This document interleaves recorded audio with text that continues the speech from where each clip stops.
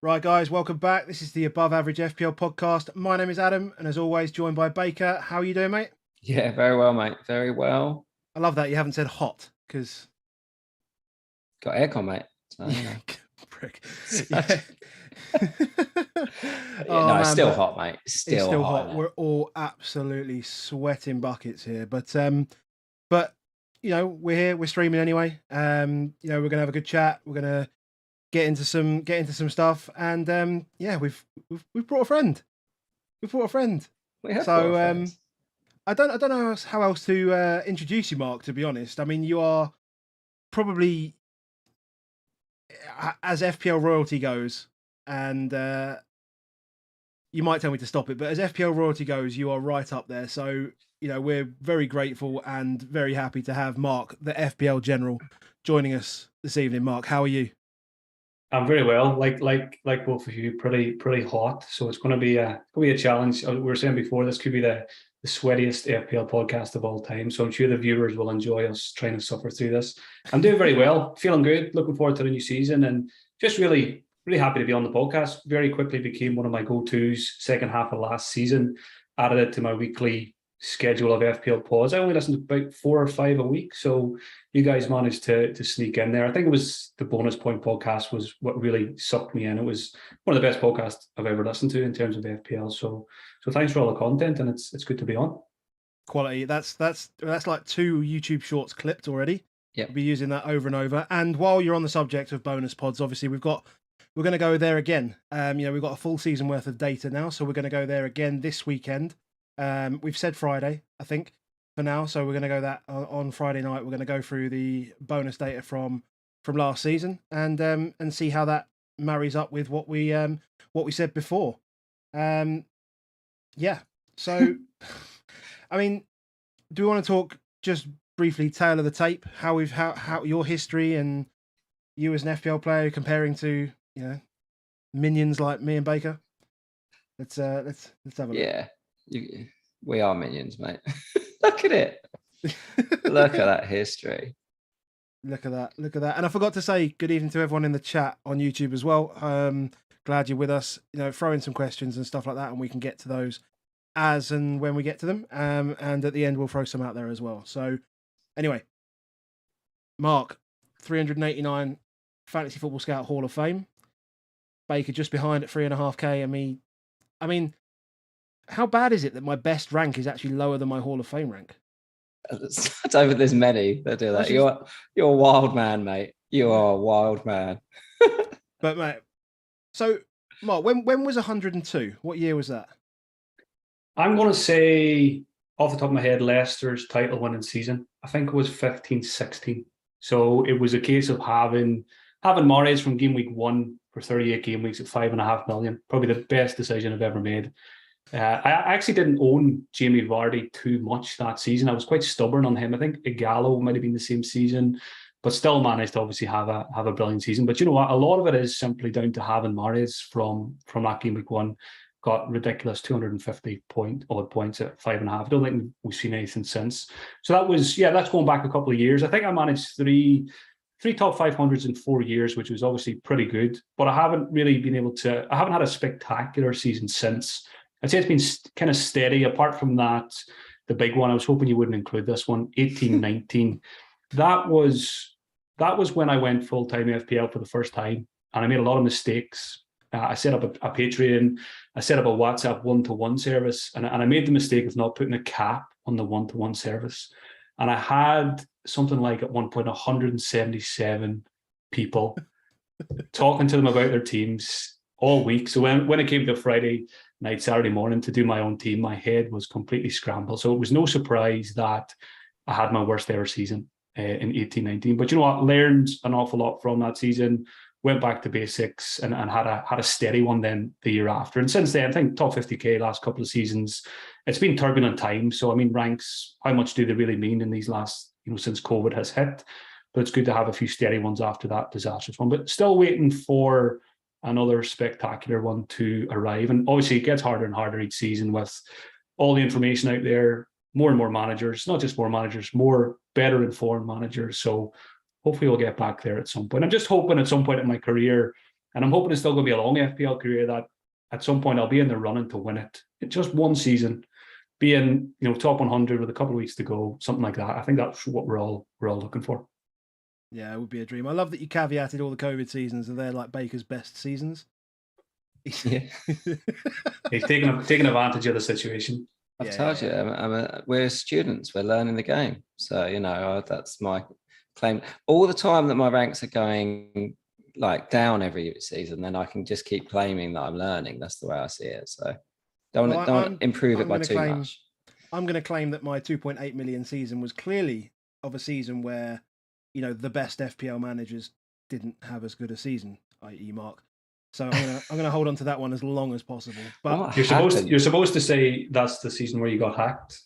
Yeah, it's a season where I think I must have just forgotten about it. I can't even remember it. I mean, that's one of those things. I mean, I remember things.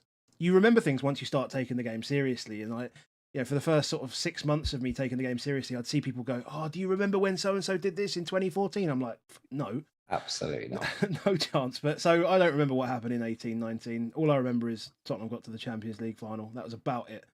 And yeah. But I had to include it because I had to get back to 17-18, which was my best rank. So I had to include it in there.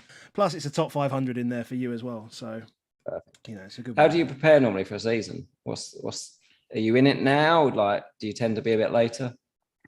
I think if you go back 4 or 5 years, I was very much in it. I was tinkering. I was doing lots and lots of stuff.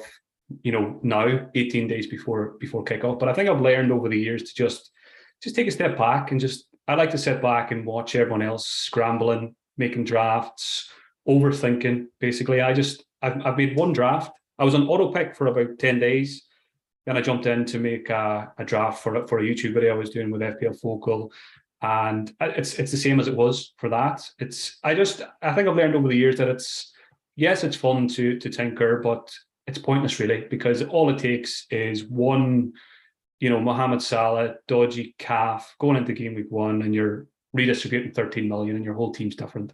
And there'll be other things too. So I sit here and obviously I spend a lot of time on social media, Twitter, all that kind of stuff. So I know what's going on. I know what people are talking about, but I've definitely spent less time than ever in pre-season this season on the FPL website. I say I've been there 4 or 5 times. Haven't even looked at fixture clickers too much just yet. So yeah, it's still early days. And I'm always pleading with the people who are posting drafts every day, just take a chill pill. You're going to be burnt out before Christmas. So don't start playing the game just yet.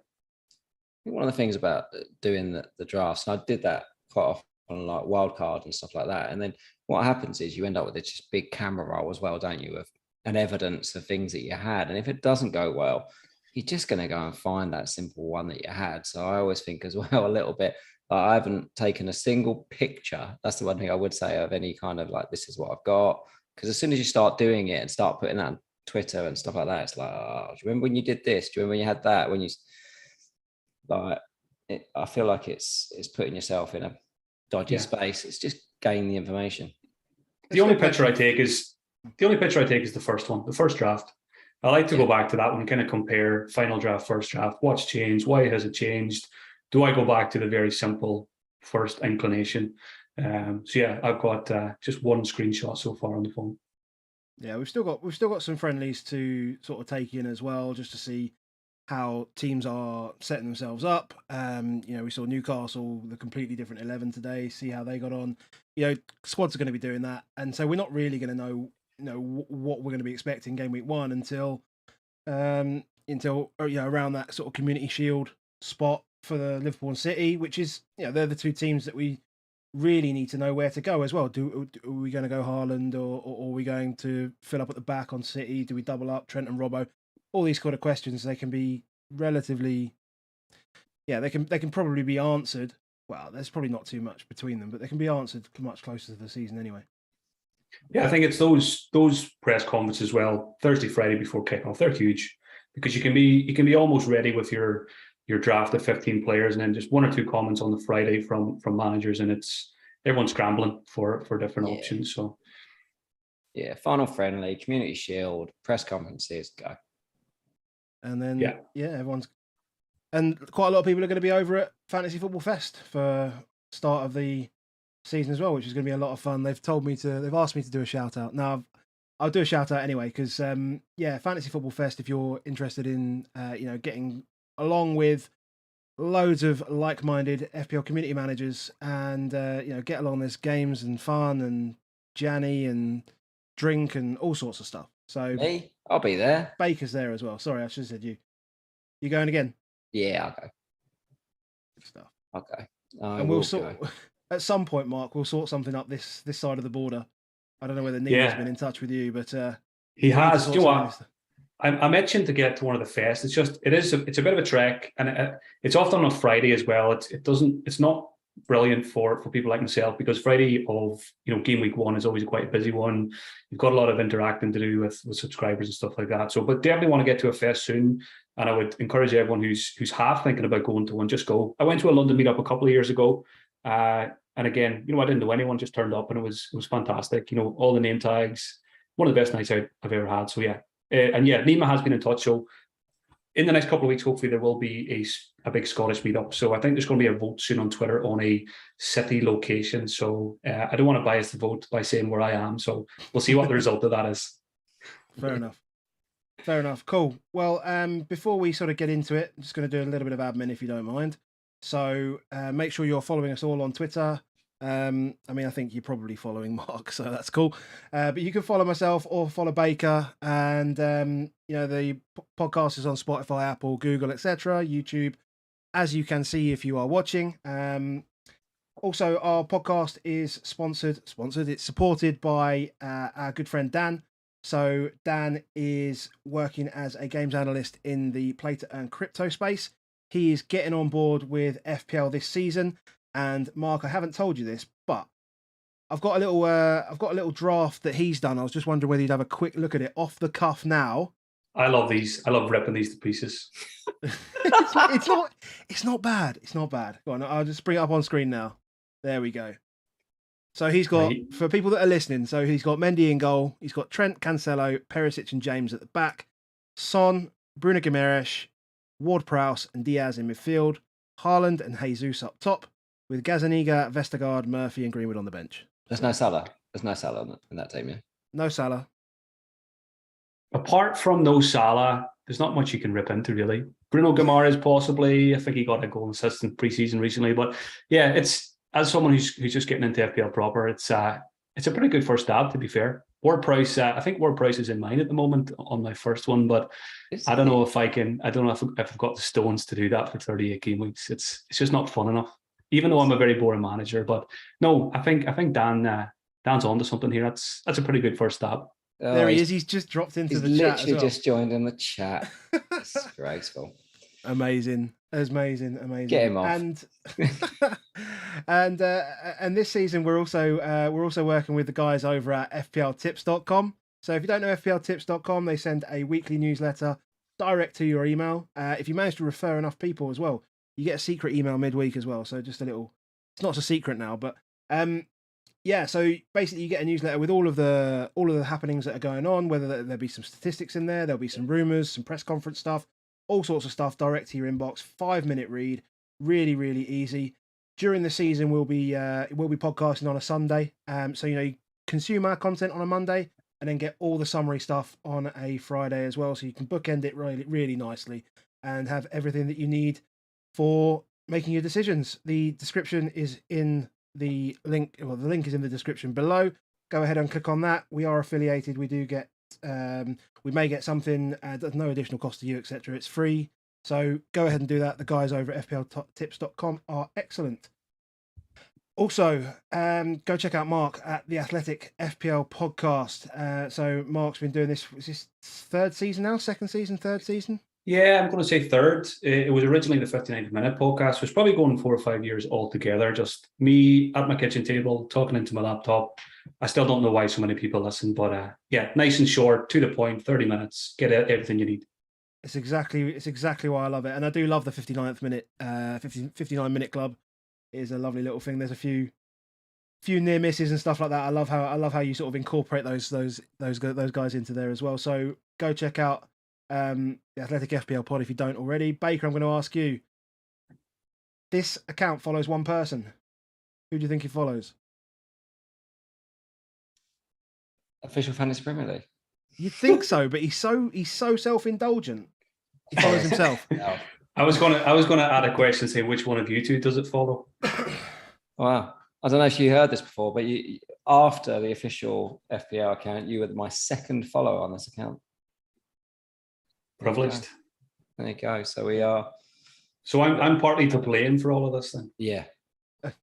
Absolutely are.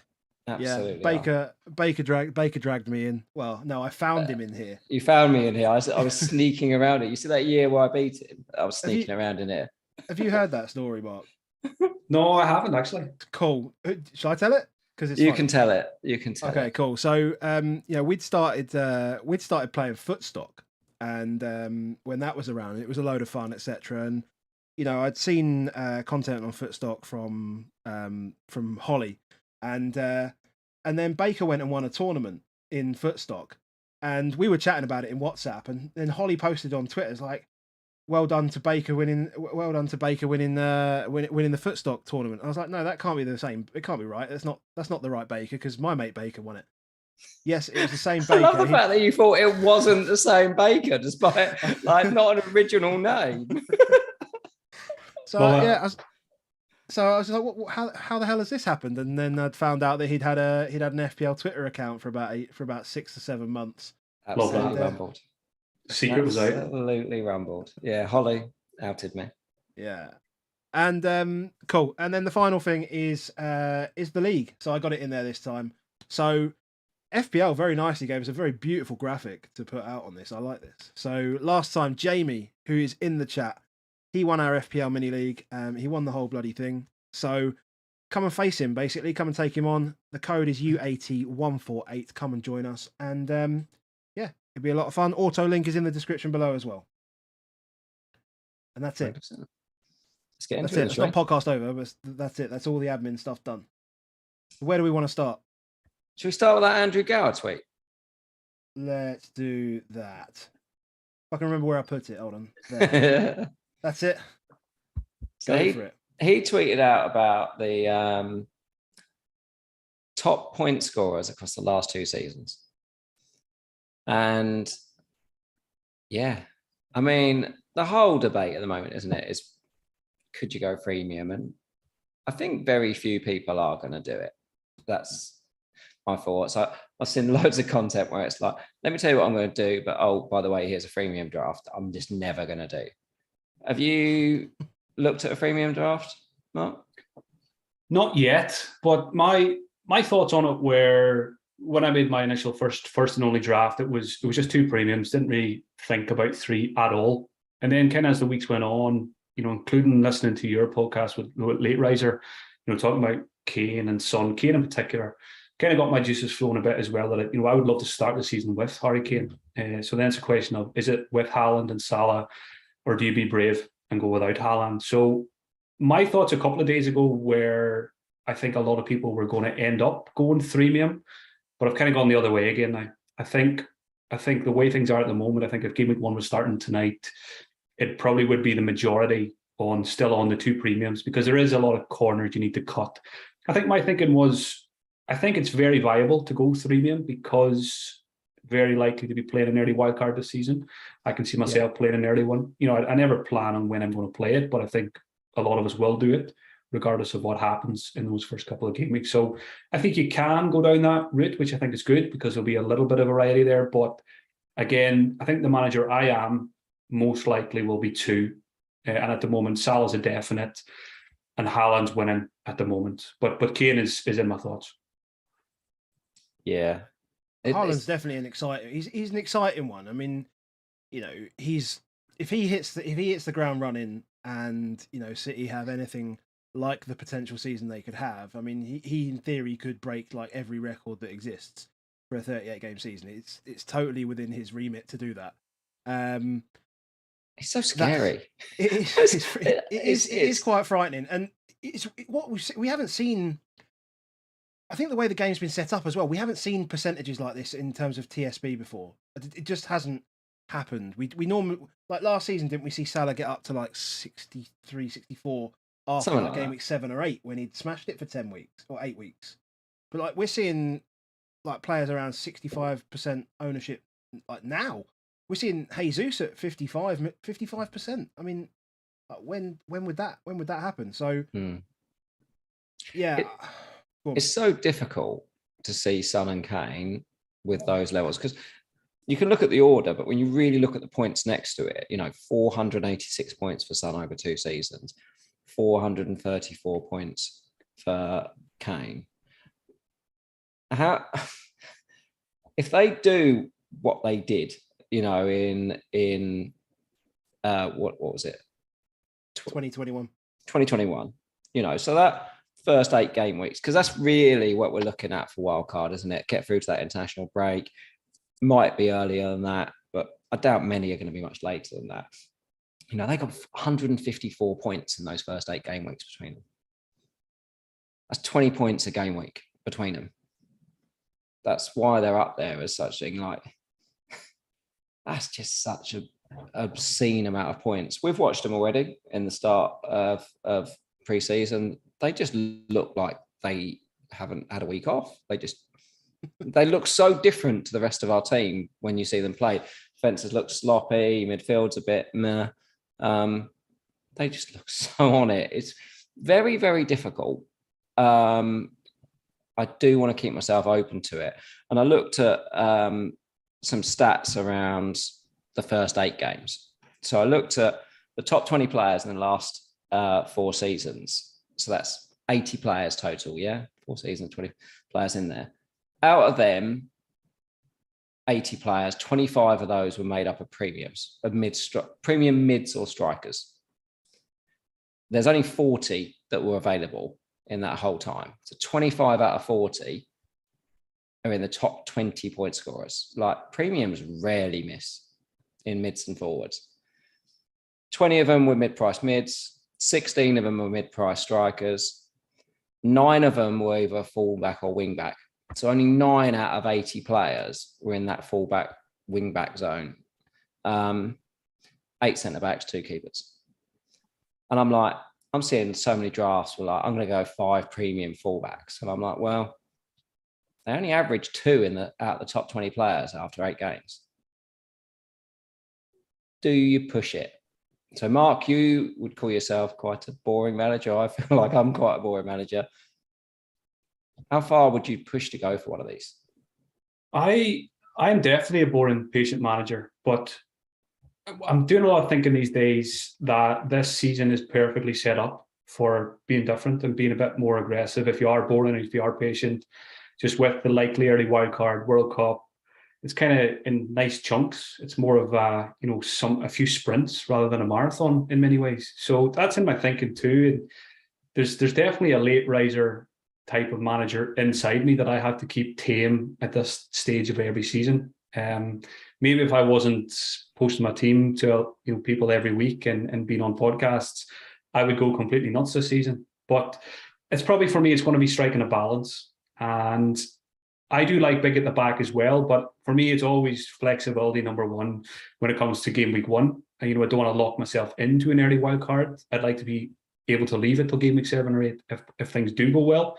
So for that reason, I'll probably end up with a Nico Williams and probably 4 premium defenders at most. I don't see myself going in with 5 because, those 8 million midfielders are great. We don't know which one's the best. And again, I just think the strikers are going to be back this season. It was a nightmare last year, but already, with Haaland coming in, there's 1 spot taken. I think Kane's going to be good. Even Vardy could be an option at the start. I just want to be as flexible as possible. And I am open to being aggressive. I'm not going to really like going for 3 premiums because I think I'll definitely be building drafts that have Haaland, Salah, and Kane, and I'll just see how it feels. We probably need maybe 1 or 2 more enablers to emerge before game week 1. But if that happens, I think we'll see a lot more people doing it. It's just you've got the comfort blanket of the wild card and the game week 16 reset. So I think you can do it. I don't see many drafts with Robbo or Bowen nowadays. Even on the ones with lots of premiums, I'm still seeing mostly they've got the 2 Chelsea wing backs, Perisic, Cancelo, Trent, and then maybe the 4.0. I see a lot of drafts, and I can't think of one that I've seen Bowen in. And are we overthinking it? Because you've got it's obviously it's the first fixture puts you off, but if you look past that, it's buying yourself time to decide which of the 8 million guys is the best. And you go Bowen for 1 or 2 weeks. If he's not on it, you've got 4 or 5 to choose from, and there's definitely going to be one that emerges early doors. So again, you can obviously leave 0.5 in the bank as an alternative strategy, but again, I'm not going to rule Bowen out. Not seeing him in many teams, but again, just look at him on this chart. Unbelievable last couple of seasons. Just such a phenomenal, isn't it? 347 points in the last 2 seasons. But I think everyone thinks that. I know he got 200 points, but he was a 150 point player basically already. But last season, I mean, that's the second half of the season. I'm looking at in front of me the bonus point data, which we'll share later, a later pod. But Kevin De Bruyne averaged more bonus points per game in that second half of the season. He averaged nearly 1.2 bonus points per game. So he starts at 3.2 before he even touches the field, and then does everything, and literally see him in 0 drafts. Yeah, and something I like to think about sometimes too when you're going to a new season is if you don't want to overthink things too much, just have a look back at last season. Towards the end of the season, just plug in those guys who were doing it. Mason Mount, Saka had a good season, but Bowen, these guys, plug them in to begin with. See how things fall in the first week or two. Make your moves as necessary then, or play a ready wild card. But you know exactly what you're going to get with a player like Jarrod Bowen. And I think another thing with him is, yes, the fixtures are not great, but maybe the time to own him will be before the European competition kicks in. We're going to be worried about him a couple of weeks down the line. Maybe get him in when no one else has him, and maybe you could spike something. And I mean, he scored. I need to go check it, but I'm pretty sure he scored in some of those tougher fixtures last season anyway. I think that he do well against Man City. Scored a brace in the running. Yeah. He's definitely in my thoughts as well. Yeah, and no one's looking at Bruno. We've also said, I mean, you mentioned this last week, Baker, about, Tottenham playing Chelsea being a good time. That first game of the season where City have not got into their rhythm, potentially, it's a good time to play them, as good as any. We proved that last season with Tottenham as well, beating them on the opening day. And Bowen does what he does. So, that's a name that I guess I'll be keeping in mind now. No one's going to own him. I love it when we have these chats because no one's going to own him. So that makes him even more attractive to me, to be honest. It's bringing back memories to me now. It's clicking in my head that it was my free hit week, and that's when he scored the brace against City, I think. And not for 1 second did I consider putting him on a free hit. And it was the people who owned him who weren't free hitting who benefited that week. I think what's good as well. I mean, if you go Bowen, so let's say you go Bowen, that actually, because you normally like to start game week 1 with 500,000 in the bank, right? Let's say you start with Bowen 8.5 million and he does nothing. He does his ankle, whatever. You can just drop down to any 8.1 million player that's absolutely smashed it in game week 1 and is going to be looking dangerous for his side, whether that be Kulusevski, Saka, Mount. Just name the 8 million. Diaz, the 8 million midfielders are all there. Mahrez, Foden, they're all there. They're all there. 8.5 million allows that. So do you want an 8 million with 500,000 in the bank, or do you want an 8.5 million with that safety net?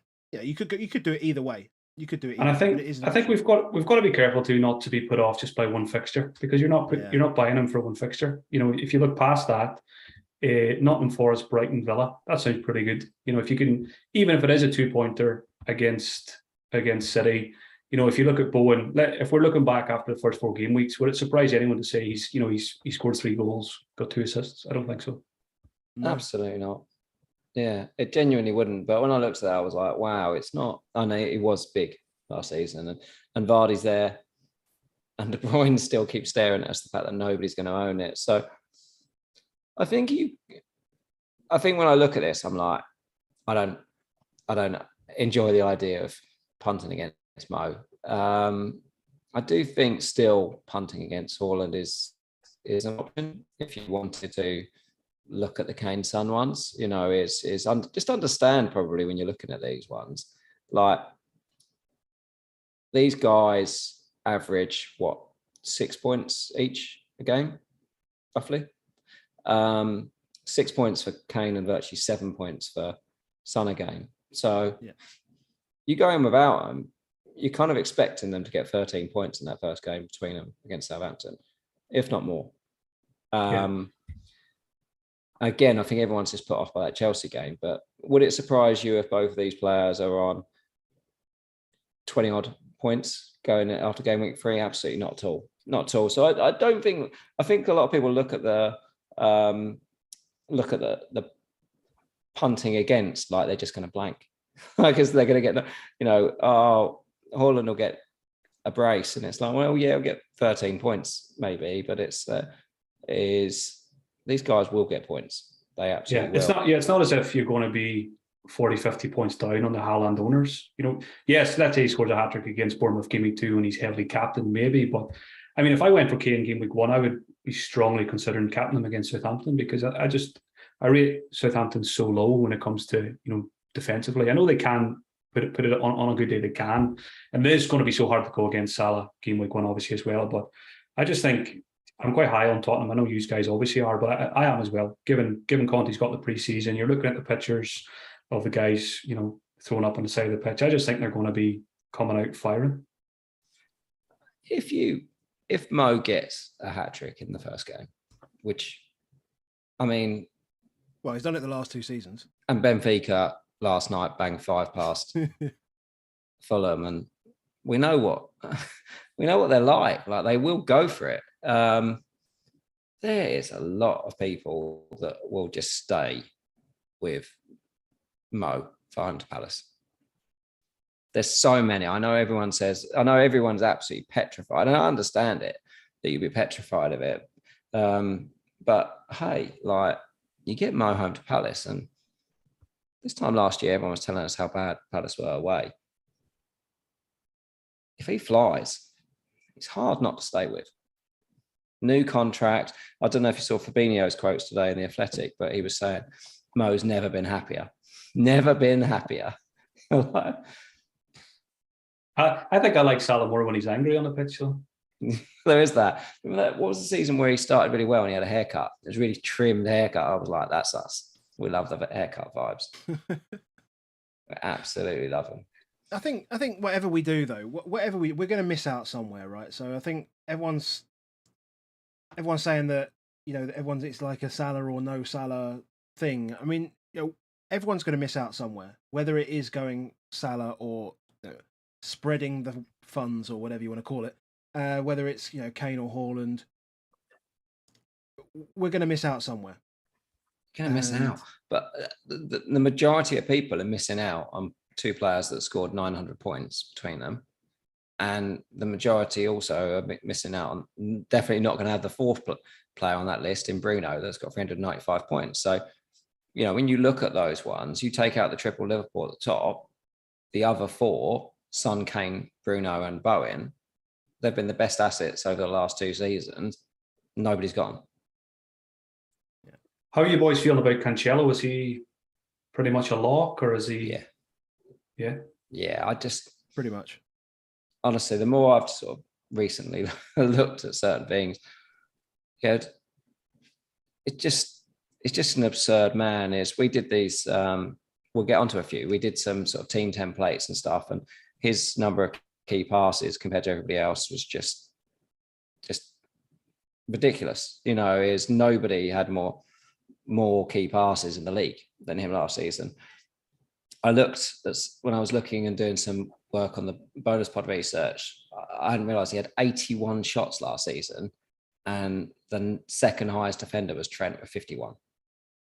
Yeah, he's a machine. I still can't get my head around the fact he scored 1 goal in the league, and that's not going to happen again. If he has 81 shots again, mate, like, don't even muck about. Like, it's gonna.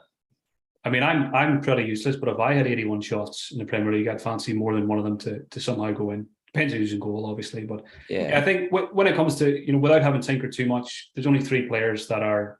I don't even overthink it. You go Trent, you go Salah, you go Cancelo. They're my 3. Yeah. Fully on. Everything else is changeable. Fully on board.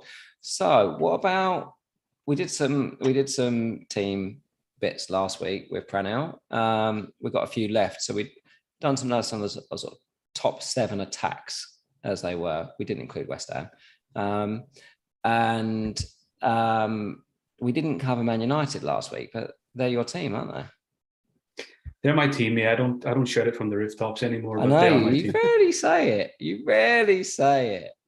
How But you feeling? that's what FPL has done to me, honestly, over the years. I feel like it's diluted my support for my team. I was never hardcore anyway. You know, I was a glory hunter in '99 when I was 8 years old, when they won the Champions League and won the treble and all that. So I think it was natural for me when Fergie left that I was gonna tail off a little bit as well. So, you know, when United are playing now, you know, it's, you know, the hardcore fans will hate this, but FPL comes first for me. I need to get those points on the board. If that means United lose a clean sheet or you know, drop a point or two, I'm not going to lose any sleep. You're a filthy man. Got to be honest. Yeah, as much as I can be objective about making my decisions pre-game, I'm now much better at being objective pre-game week.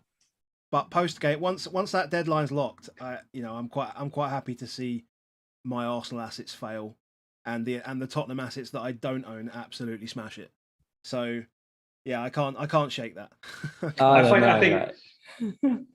find FPL easier to play because I'm not a hardcore Man U fan. I think over the years it's made it easier for me. You know, I may not have had those really good seasons if I was, you know, totally blinkered by Manchester United players, because let's face it, they haven't got too many points apart from your Brunos over the last couple of years. Yeah. So do you think there's any chance that you're going to end up with any United assets in your game week 1 team? I think there's a good chance I'll have one, and it just comes down to the way FPL have priced them. It's just a Marcus Rashford at 6.5. I just can't believe he's dropped by 3 million. That was one of the biggest shocks to me. Clean slate. We know, just go back a couple of years and look at his goals and assists from some of those seasons, you know, up 17, 18 goals.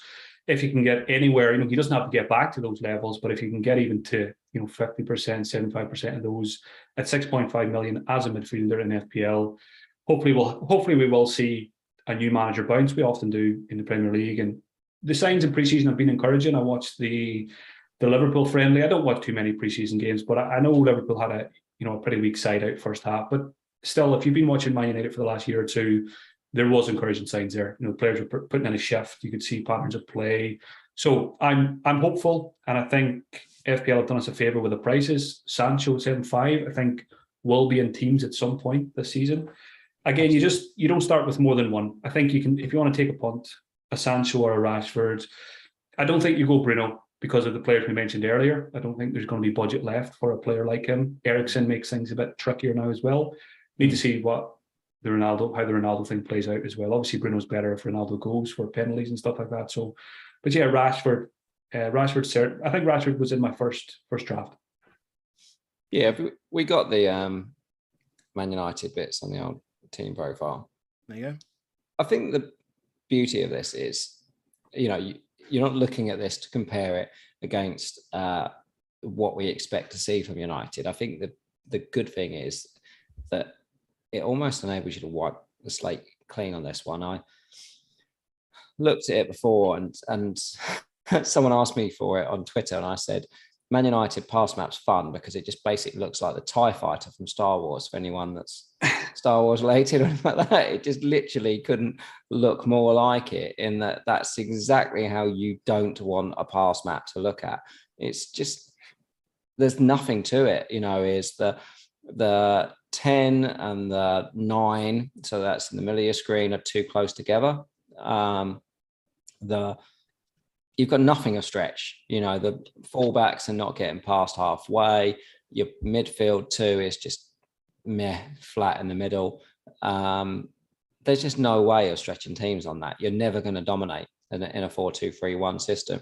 When you think about 4-2-3-1, effectively how good teams play it is that you kind of make it a free at the back with one of the defensive midfielders drops in, which then means that the fullbacks can really attack. There's very few 4-2-3-1s that do well when the fullbacks are not being creative. Then you've got the inside forwards, and then your 10 should be the playmaker, and the top man, if you think about the Vardy type role, is just all about goals. Just in there, causing a nuisance, making sure they're occupying the centre backs. The problem with Ronaldo is he comes back. It's no good to you when Bruno's already there. They just didn't stretch any teams. And then what happens is they just don't dominate any parts of the middle of the pitch. So, when you look on the left there, what you can see is the grey is loads of, we had it about as much as everybody else had it. They're just never dominant from past that halfway line down the middle, despite the fact that when you look at their pass map, 4 of their players are in that zone. You're like, what's the point? It's just a really bad pass map. It's a really badly coached team. And that's fantastic news for us, because there's no doubting that he's a good coach. Absolutely no doubting that he's a good coach. Whether he is able to move this United team is a challenge, but he's a much better coach than what they've been being coached with. This will be better. I think the most interesting thing is that he is saying that he's going to play 4-2-3-1 as well. It won't be like this 4-2-3-1. So I think that's every single player just immediately gets a massive bump. The fullbacks should be key. Those inside forwards should be key. The big one's just what they do with that striker position. As you said, Ronaldo's still there. Like, you must be thinking as a fan, hoping that Ronaldo doesn't come back. Are you? Yeah, I would like a clean slate with Ten Hag. I would like just let Ronaldo go. He came back, had his swan song, whatever, scored a few goals. But I just think when you're building something from scratch, basically, which Ten Hag is doing, just start clean. You don't want to have to integrate Ronaldo for a year or two and then integrate someone else. Even if it is a Martial, I'm not convinced he'll be up to it. But give him a go. Even Rashford up there. But hopefully it's a new signing really that comes in if Ronaldo does go. So yeah, as a United fan, I would. Yeah, Ronaldo's done a lot for us, but I don't mind if he leaves. And the massive one on that pass map, for those watching the YouTube, is that the right wing position, do you see the pass map's yellow at the right wing? So yellow is low value. So the darker the, like almost blue, that's high value passing. If you kind of look at the map, what happens with the right winger is they're an able runner, they're up there, but then they just drop the ball backwards every single time. And when you think about, like, Alanga played there quite a lot last season, didn't he? It was a good outlet, pushed hard, but just not got the confidence, not got the quality. So therefore actually just offers really low value contributions. Sancho should be on that right-hand side. They've got to do it. I found myself so many times last season when I was watching Man United games down that right wing. There was one player that kept coming to mind. It was Kulusevski. I would just love to have Kulusevski in that position. I think you guys got a real gem there with him, and that's exactly the kind of player we're looking for there. We obviously lost one for reasons that we won't mention, but that position needs to be filled by. I would love just a Kulusevski type would be ideal. I will give my next leak for the bonus pod next week. I don't know if I mentioned it, but we're there. This is on the Tottenham thing, so I'll put my little notes. Kulu is incredible for a right wing.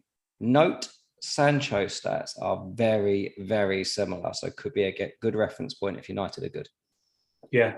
My feeling is as well, we're going to see, and we are seeing Rashford in a lot of drafts because of his price, but I feel like Sancho is the one that could really smash. If one of them's going to smash it, I think it could be Sancho.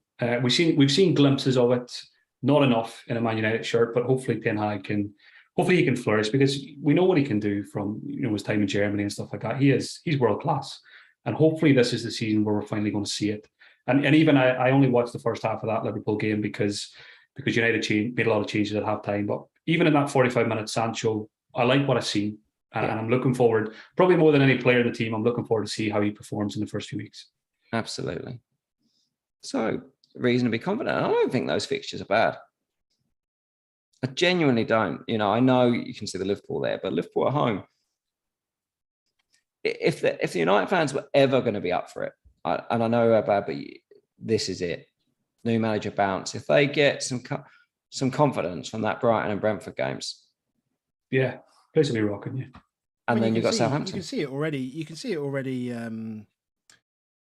Well, amongst the community anyway, you can see that United fans are starting to keep a little belief or get a little belief in them, and you can just see it brewing. You can just see it brewing up, and that Liverpool friendly, fine, it was a friendly, but that just added a little bit more spice to it, and just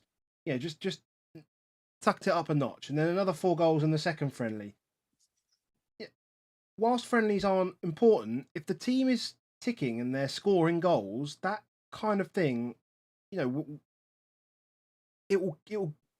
gain traction. It will gain traction. Yeah. You get the confidence of, hitting the back of the net. These players, you get the traction of making good passes, making good movements, winning games, all this sort of stuff. It's very difficult to analyze, and the analytics guys will tell me it's probably rubbish, all this emotion and stuff like that. But it is there. It is there. So it could be very interesting. And having there is even the option for someone like Rashford to be out of position as well. Absolutely. I mean, can you imagine a 6.5 million out of position United striker? It just sounds bonkers. Yeah, it would be stupid. I mean, it's weird because I had to think about this because I was just thinking, like, would you rate Rashford higher than Saka at the start of last season? Like, I feel like the price kind of logically in my mind makes sense, because I think at the start of last season I probably would have preferred Saka over Rashford at the start of this. Just it's not too different. It's not too different in my mind.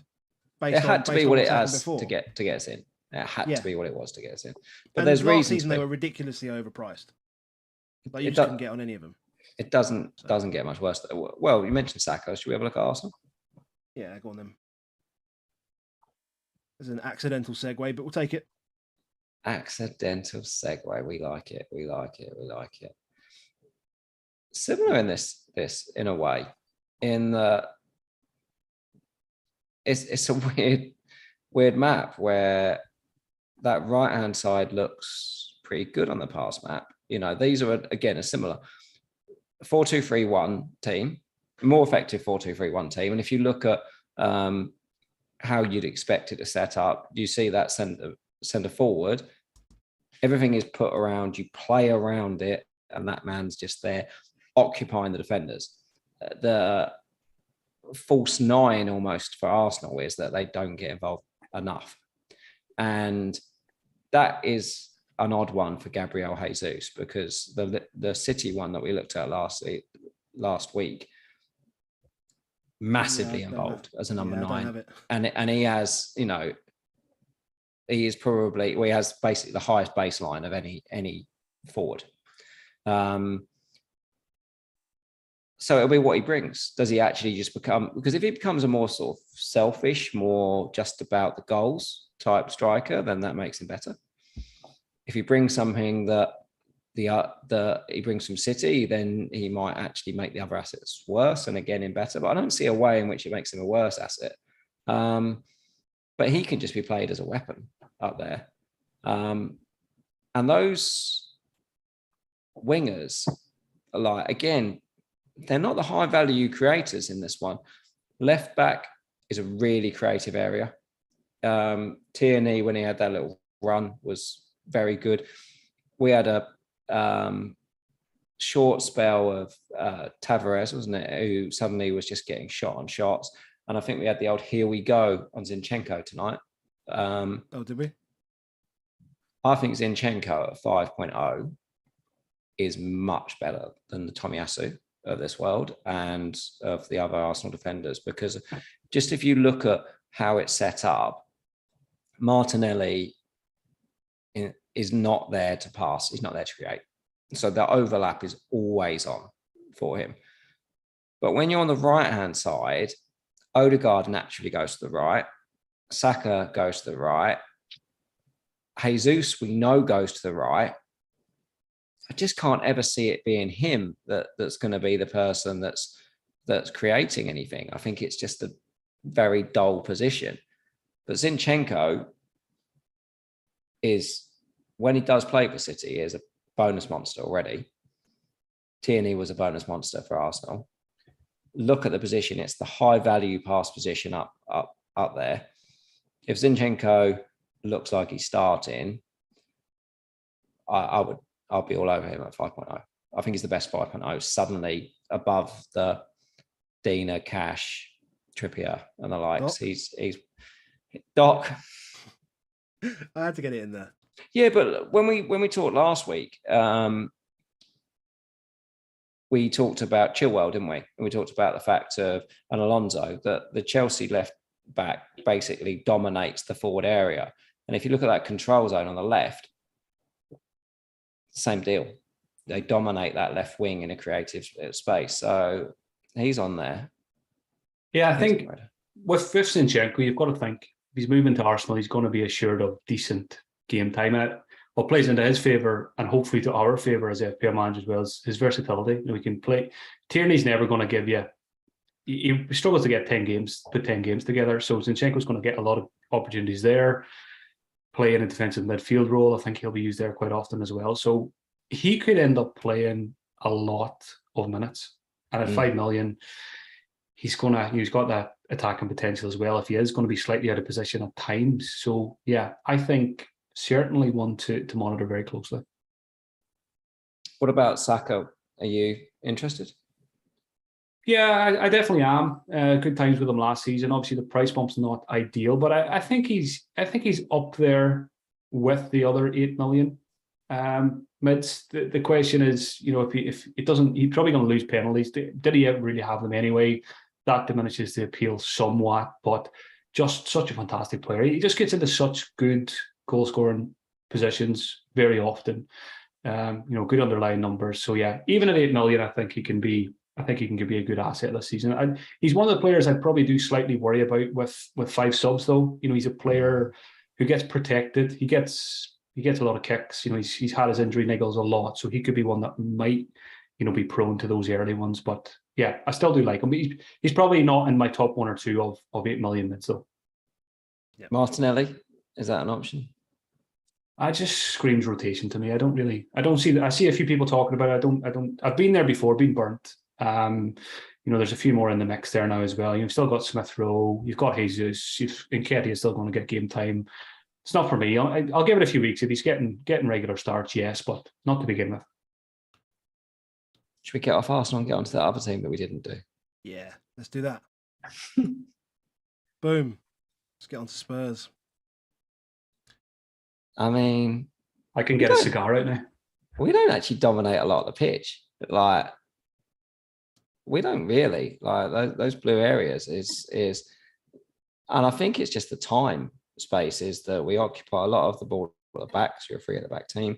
You spread it wide, get it down as far as you can wide, and then it's very quick motions through the middle. There's not a lot of time spent there. We don't dominate a lot of pitch, but I think the big one is if you look at the pass map, there's nobody like that Heung-min Son position. That's just a straight up forward. It's on the train tracks down the middle. It's right in the middle, and it's ahead of Harry Kane. And the 2 preseason games I've watched, it's exactly where he's played.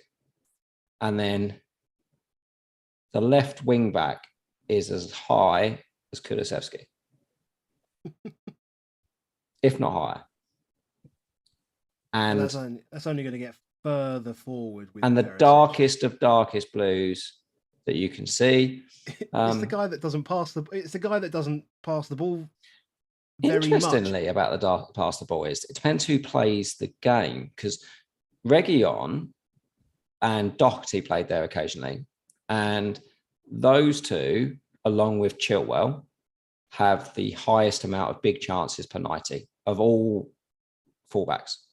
So Doherty, Chilwell, Reguilon, highest of big chances against it. Trent obviously has the biggest big chance created, 1.8 per game. Only 2 other defenders have above 1 big chance a game. Want to have a guess they are? Cancelo? Nope. James? Correa.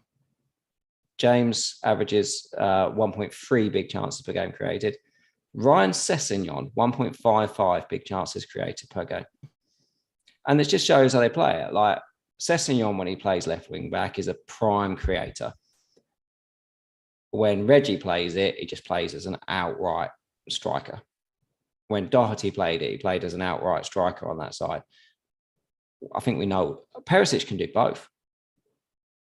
But it's just a huge, huge outlet. Like, how do you not go with Perisic? What's the latest? Is he training? He's training, but they just basically had said they were not going to play him until they got back to England. They did also say they weren't going to really risk Kulusevski, and then he came on second half and looked unbelievably sharp. You know, he was sharp enough, Kulusevski, that if the first game was next week, I'd be like, no worries. He was so sharp. So you don't know how cautious that is, but we know that he had a calf injury at the end of the game. But if he has one, I suspect he ends up playing 45 minutes against Rangers. And then it's where do you go from there with it? But question for you both then. Are you both leaning towards having Pulisic game week 1? Not Pulisic, Perisic. Definitely don't go Pulisic. Absolutely. Unless I think you have him in until Conte tells you, gives you a reason not to. Yeah, I'm impressed. Yeah, if he starts that Roma game at the end of pre-season, then yeah. Because if he doesn't, I just chuck Sessegnon in, and if he gives you a reason that it's not going to be, I'll go again. Sessegnon, 1.55 big chances created per game.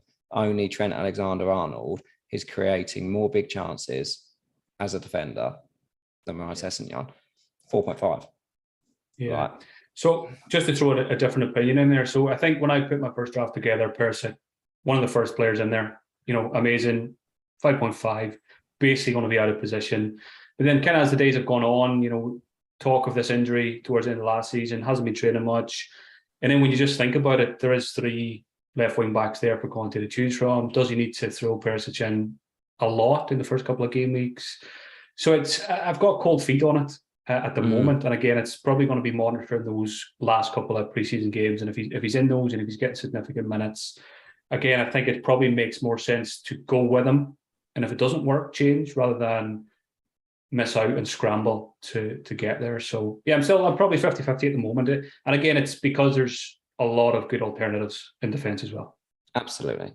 But I think, you can go to so many different places with it. We've got the likes of Perisic, the likes of Chilwell. We just have to see how it works out. But I've seen loads of people where they're like, no, I'm not risking Perisic, but you've got Chilwell on the team. You're like, oh, we've got a player that got injured in the last game of the season and is training as opposed to a guy that's missed a year. Good. I'm more concerned about Chilwell than I am Perisic. Yeah. I think Reece James is just an easy choice if you're only going for one Chelsea defender. Yeah, absolutely. And Kulu, one thing I would say from that friendly on the weekend, he was more selfish than I've seen him. And I wonder, Richarlison started on the right that first half, and he really was just blatantly obvious that he was like, this is my attack. This is my position. I'm here. He was so dominant as almost the main focal asset on that right-hand side. I'll be keeping an eye on that. Such a good player. Yeah, I think we might be sleeping on him a little bit for game week 1 as well, given Richarlison suspended. Could be, again, another just nice starting point, especially if you're going for 2 8 million mids. I think he's got to be in the equation there. Absolutely. Keepers, that was the one thing we said we'd discuss, wasn't it? What a dull subject. I mean, everyone's going to turn off now with keepers. Who was your game week 1 draft keeper, Mark? First draft was Raya, like many people, but I can't see him being there when game week 1 rolls around. Obviously, question marks with the new keeper coming in, contract stuff, etc. But I just think the closer we get to game week 1, early wildcard likely, players are underpriced all over the place. Maybe just get a premium keeper. I don't ever do it, but short term, it just feels good. I think one of the key things I wanted to bring into this season from last season was I didn't own enough Manchester City assets, best team in the league. For most of it, I just had Cancelo. Very rarely even had double defence. Didn't own De Bruyne or Foden once, which surprised me when I look back on my season. So Cancelo's definitely going in, and Ederson just double up. 4, 5, 6 weeks, whatever it is, feels pretty good. And then by the time you use your first wildcard, whenever it is, we'll either know if the premiums are worth it, if we can afford them, or if there is a Emi Martinez of this season emerging. So at the moment, I'm leaning towards Cancelo, Ederson. I mean, the way I'd look at it, is if you're thinking of, we're going a City double up, let's say, and you go, and quite a lot of people were doing this last season before. They have the best expected goals conceded of any team over at least last season, and people were very happy to go Cancelo Diaz. No problem at all. That last year, that was what, 12.5 million? Well, 12 million to start with, but got up to like 13 million. And you can get that this season for 12.5 million with Ederson, and then you can plunk in so let me put this combination. Like, would you rather have, let's say, Ederson, Cancelo, Dunk, or would you rather go Raya, Laporte, Cancelo, or Sanchez, let's say? Give me the dunk option all day long, I think. I mean, there's enough.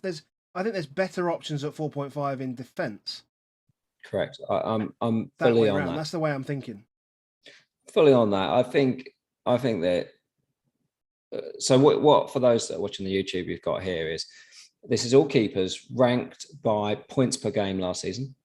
And across all different metrics for keepers. So there's their actual points, their expected points that they should have got, their average clean sheet points per game, their average saves, their average, that was average clean sheets per game, their average saves per game, their average bonus per game, and then a couple of things which contribute to the bonus, which is around either their recoveries, which is like things like claiming crosses, or their clearances, blocks, and the like.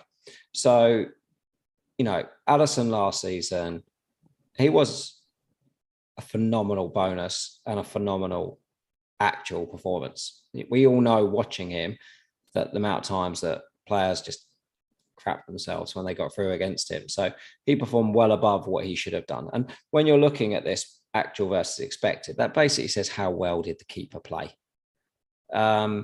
So, Lloris, Alisson, Sarr, Ramsdale, Pope, these are the players that performed above their expected. They're kind of the ones you saw and said they played well. Players that played under their expected, I mean, Ederson a tiny bit.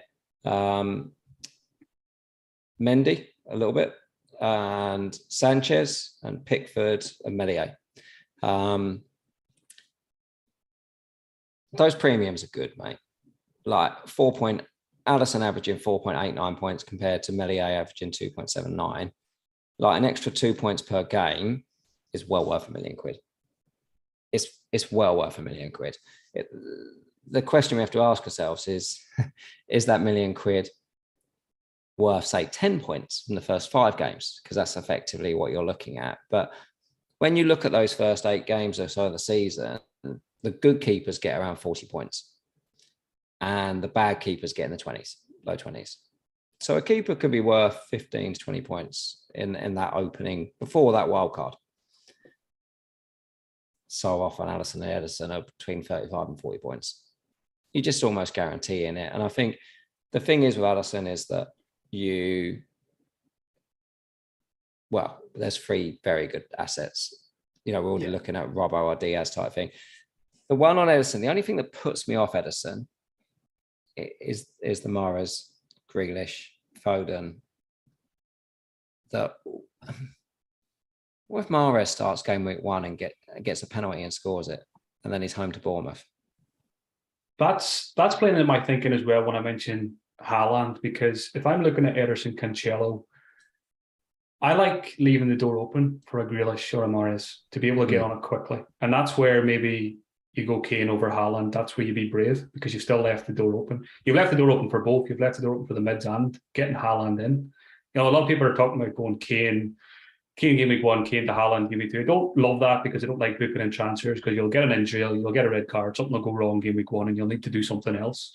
And it might be an early -4. But that is in my thoughts too. That's playing into my thinking about, I don't think Haaland is essential.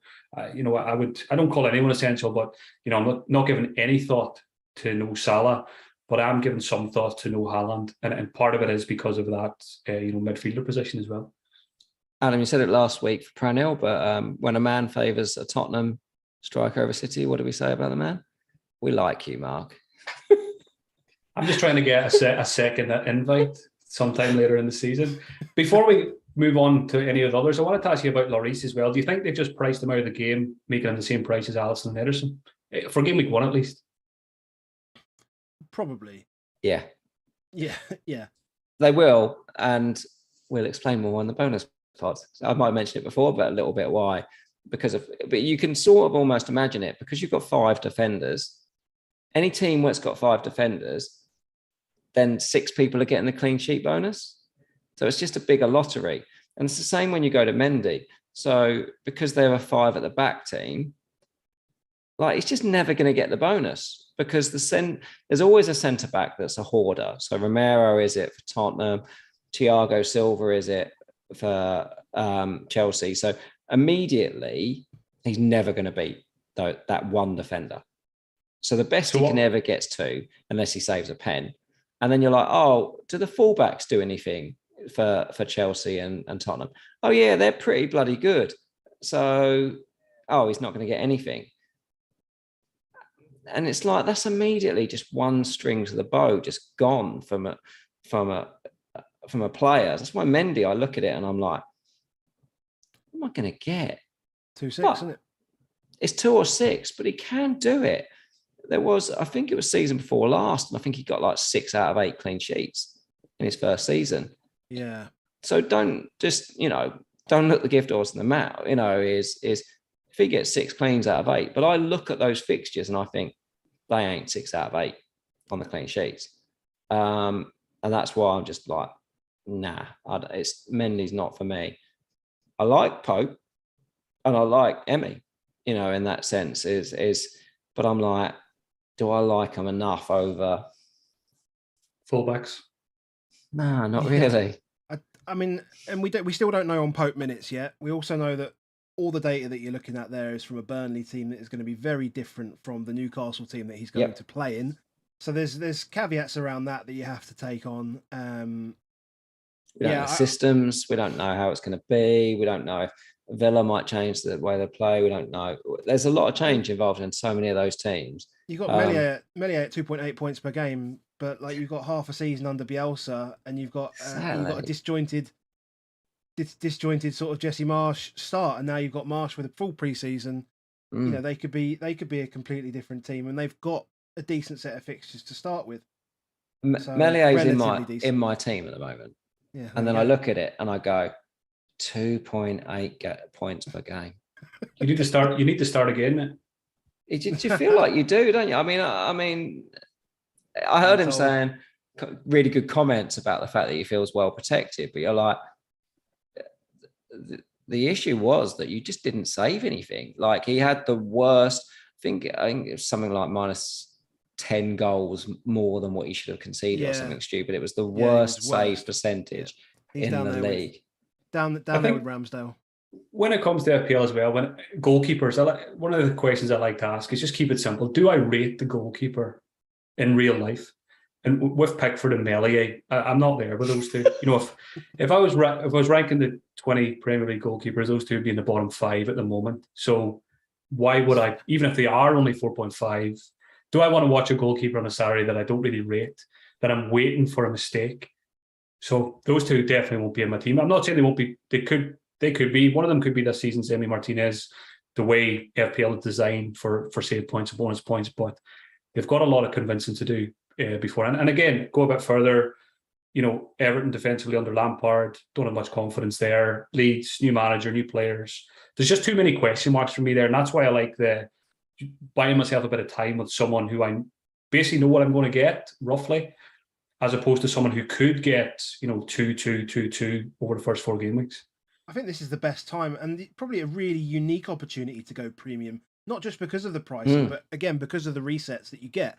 And because we could go, let's say we go Allison first 8 game weeks, good wild card, and that 4.5 per player has emerged. That keeper has emerged. They've come up, and it's like, well, okay, I can have this guy for the next 8 game weeks.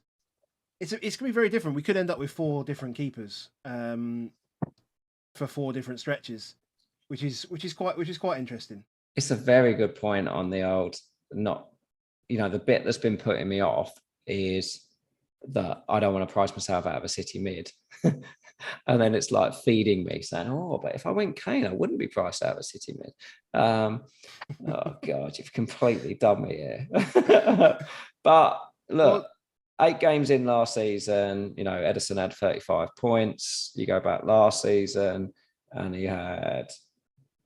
Oh, not so good. Where did he go then? Oh, they missed a game, didn't they, at start? So he only had 25 points. I forgot they missed it. Yeah. It's the worst you end up with. 30 points. He was in there the season before, 43 points. Like the floor is at least 30 on him. I think we're there. I think we're there with keepers for now. We're like an hour and 15 minutes already. So, should we go into promoted strikers? Yeah, this might just because a very quick one on, are these the enablers over? I see loads of things around your mid-price mids, and I do wonder about these promoted strikers. Have you looked at them at all, Mark? Not in too much detail, but I feel like they're going to play a very important role this season. I think they're just going to fit into a lot of team structures. Mitrovic, obviously, even players like Solanke, the Tayo at Nottingham Forest is coming with good numbers and stuff like that. A lot of the time, I think what I'll find in the next few weeks when I do start tinkering is I'll always come down to that last spot. And it quite often the 6 million or the 6.5 million forward is kind of the final piece in your jigsaw very often. So I don't see myself starting with one of them, but I think I'll own a few of them over the course of the season. The graphics on the screen is from Son of a Corner, who's a good data analyst and is always an excellent data, and is now just starting to take up FPL for the first time. But I saw these striker profiles. I'd really recommend it. I think the thing is to look at them and say, Johnson, Solanke, Mitrovic, they're not the same. If you don't know it, I massively would advise Luke, FPL Irons, went on the FPL Wire last week and did a bit on this one. And that was the bit that sort of piqued my interest. And I saw these and I was like, oh, that's interesting. I think, if you look at Brennan Johnson, who's the top one, 86 shots, 2 shots a game, less than that because they play so many games in that one. And if you look down the bottom left-hand side of the graphic, it shows versus the league's attackers and midfielders. And he's kind of like halfway along, averaging like 0.5 XG and XA a game. If you then go to Solanke, he's that very obvious second man in the pack. And you're like, oh, that's interesting.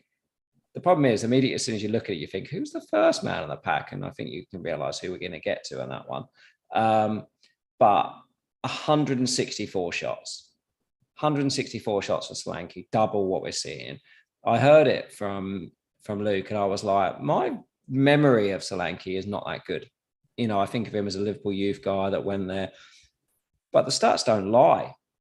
Those are phenomenal stats for a cheap striker. 6.0. If you ask me at the moment, Solanke or Martinelli, I think I like Solanke. I think that's an easy decision because he's going to play for a start. And I think one of the most important things we all need to do every preseason, clean slate. Just keep reminding yourself, clean slate. Just look, forget about your bad memories of owning Mitrovic and Solanke. I mean, it's years ago now. It's a completely different time. And these numbers are very, very impressive. And I've got high hopes for both strikers. They don't need to do much at that price tag. They don't need to score 18 goals.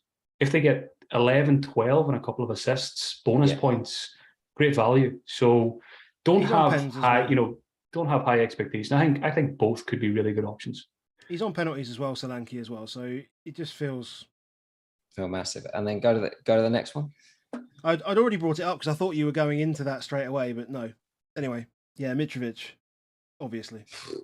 Monster, just everything. It's just monster. I mean, even that bottom right-hand side around how his shots were. 80 headers in a game, in a season. In a game, that would have been. In a season. 80 headers, 80 right foot shots, nearly 40 on the left. He's not 6'4", though, is he? He's not 6'4" wide. Yeah, he's 198 shots in a season. Yeah. It's a lot. I mean, all in the box. I'm tempted to go. I don't think I will, but I'm tempted to go straight in and just plug I them in. really am tempted. I really am tempted by these ones to have one of them. It's definitely not the same. It's definitely not the same Mitrovic that we had 2 years ago because of Parker and whatever else. I think we've got to really just wipe that. If anyone's thinking about that season 2 seasons ago, I think you just literally got to wipe that from your memory and just say it doesn't. I kind of put Mitrovic in the same bracket as Ward-Prowse. If you're going to, exactly what I was about to ask. I was about to say, what do you think comparing Mitrovic versus Ward-Prowse? If you're going to do Mitrovic, I think you do it properly and you do it from the start, and you be patient. If it becomes an Ivan Toney situation like last season, you write it out, because I think he has to be good value. I think it's great value. Genuinely, when you really look at it, I just don't think I'd really considered it until I saw that bottom left-hand one. And I looked at Solanke's first and I was like, who's the guy to the right? And then you called that one up and I was like, oh my God, just look at how good they are. And it's the way they play as well. They're going to play every game. They're going to go out and attack. Yeah. If those open it, if Solanke and Mitro didn't have City and Liverpool, like each of them within the first two, everyone would have them in their draft. Before the fixtures came out, if we were able to build a draft, Mitro would have had 50% ownership, easy. Yeah, definitely. And maybe we need to think that, because Liverpool will score 3 or 4, won't they? Probably. So why won't they just keep swinging? Pookie had it though, didn't he? What was it? What we first day of the season? Pookie scored against Liverpool. Yeah, it was against Liverpool. There's a time. Yeah. There's a time. Right. So let's do a few questions from the chat. I mean, if you have any questions for us, or more importantly for Mark, then drop them in the chat now, and we'll give it a minute, and then we'll answer questions for 5 minutes, and then we'll head off into the for a shower. For a shower. Yeah. Annie Martin asked, does structure matter as much this season if we're all wildcarding early? I don't think it does. I think it goes back to what we were saying about, you can go 3 premiums, where I've never done it before. And if even someone like me is open to doing 3 premiums to begin with, it tells you that it doesn't matter as much, because it just goes back to all those resets that we have. So yeah, I think you can, over the years, giving people advice in FPL every preseason, one thing you say every year: don't have 2 4.5 million midfielders. But there will be teams, good managers, I think, this season will start with them because they know they can wildcard early. At least, I think. I could say I really struggle to not have them in there. Yeah, it's a tough one. Any thoughts on the new guys, Darwin Núñez at Liverpool or Alvarez at City? There's only one new guy I'm interested in, is Haaland. I think the others, I'm always a wait and see guy with the new strikers. I didn't go for Timo Werner game week 1, but Haaland's different. I think I learned that with Bruno Fernandes. If you can't always wait and see with big guns, if it's a world-class player coming to a world-class team, you don't overthink it too much. And I think Haaland's a brilliant game week 1 pick. Yeah. Anything else? Sterling. The many questions. Sterling. Too expensive? No interest really to begin with. It's again just watch list. It's price tag. We've mentioned a lot of expensive players tonight. There's 5 or 6 that are higher priority at 9+ million than Sterling to begin with. I would. It depends what happens with Ronaldo, but I would put Bruno above him to begin with. But even Bruno's well down the list, I think. It's a question about your watch list thing. How does that work at the start of the season? So most people would know this, would have seen you at some point, and you use the watch list off the FPL site. How much is it like really fluctuating at the start of the season? What I did was first podcast about 2 weeks ago. I try and do about 50 players to begin with, and then I'll just go back to it a couple of days before kickoff. Injured players will go, a couple of new signings might come in, but the watch list feature for me doesn't really kick in till game week 2, game week 3, really. And it's something I advise everyone to do. I've been doing it ever since I played FPL. It's basically every week, once the game is finished, go into the transfer section of the FPL website. You click on a player, add to your watch list, and people often struggle to find where the watch list is then, but you just go into the transfer section, and where it says all players drop down box, you'll see watch list. And then that's where I make my transfers from. When I go on a Friday night to make my transfers, I will only ever buy a player from my watch list, because it stops me from falling into traps and bandwagons. If someone's not on the watch list, I won't buy them, because I don't look through all the teams when I'm looking to buy my player. I won't use the search bar.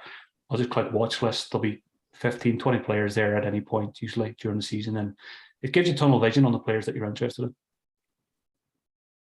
in. Mark Palmer says he's asked, who's your keeper pick at the moment? I mean, based on what we've discussed so far, you're moving away from Raya? Yeah, I don't think Raya will be in there regardless now. Ederson, looking like Ederson at the moment, but that could change yet. But yeah, I'm leaning towards premium. Any under the radar picks? We're going Rashford is maybe one. Yeah, again, I'm not off the top of my head. I would need to get that watch list open, and I don't have it. But game week 1 for me, it's safe, it's proven, it's good teams, good fixtures, no surprises. I think the under the radar ones will come after a couple of game weeks for me. I don't try and find them before anyone else does, really. One for me, as I said previously, you do a lot of eye tests, yeah? Yeah. How are you with the analytics of the world? Good question. For me, it's always been eye test number 1, because that's just the way I started playing the game. Always watched a lot of games. It actually coincided when I moved to the Middle East around, I think it was 2013. I got my first sports subscription package. I didn't really have Sky Sports at home or anything like that. And it was no coincidence that I had my 3 top 500 finishes around that time, because I started watching more games, quite simply. So I've always put a lot of weight on it. But I'm intrigued by what people are doing. People like Sarah Talp, and I like following people on Twitter and listening to podcasts that do things differently to me, because I'm open-minded, and I just love that there's so many different ways to play this game. And I think we'll see one of those analytics guys win FPL very, very soon. Does that mean I'm going to go down that route? I don't think 100%, but I think with each season that passes, I kind of dip my toe in a little bit more. I try and understand it a bit more, because this game changes all the time. You've got to be open-minded. You've got to kind of develop as a manager. And it's up to you then how much weight you put on your eye test, put on your analytics side of it. For me, I'm lucky. I've got time. And I've always been lucky with time. I was teaching for a while, for a few years, always had my weekends to watch games. So then I felt like I didn't need to lean on analytics too much. But it's interesting, in last season, I probably watched less games than I ever have before. Just some personal stuff, and didn't have much time for it, and kind of lost a bit of interest, like a lot of people did. But I still had a good season. And again, it just shows me you don't need to watch a huge amount of games to do well at this game. And again, it just goes back to, I love that you can just come in at this game the way you want to, and whatever suits your personality, and anyone can win it. Marvelous. It's been a pleasure. Excellent. Yeah, we'll leave it there. I'll tell you what, with any of the other questions, I can see a few down there that we haven't answered. I will pluck them out, and I will send them I'll tweet them directly to Mark, and he can get him to put a little response under there for us. I'll stay up to midnight tonight, get back to those. Perfect. Well done. Cheers. Good man. Good man. So yeah, thank you to everyone in the chat for joining us. Thank you very much, Mark, for joining us this evening. It's been brilliant. Really enjoyed having you on. And yeah, we'll definitely have you on the pod again later on in the season and see how things are going. If you have not done so already, and you do enjoy the content that we're putting out, please put a like on the video and make sure you subscribe. We have got our bonus pod coming up on Friday this week. Next week, we are speaking to Alon from FML FPL. If you don't listen to that podcast. It's going to be interesting. It's going to be fun. Big fan. Yeah, just it is a lot of fun. Big fan. And then we've got our sort of final thoughts on the Sunday before. So then we're going to give ourselves a week actually to allow ourselves to actually make our own decisions, which would be good. Yeah, thanks to Dan who supports the pod. Thanks to the FPL Tips guys and all that good stuff. Thank you to everyone in the chat. And I don't think there's anything else, guys. We'll speak to you later. Let's go, boys. See you later. Cheers. Cheers. Bye.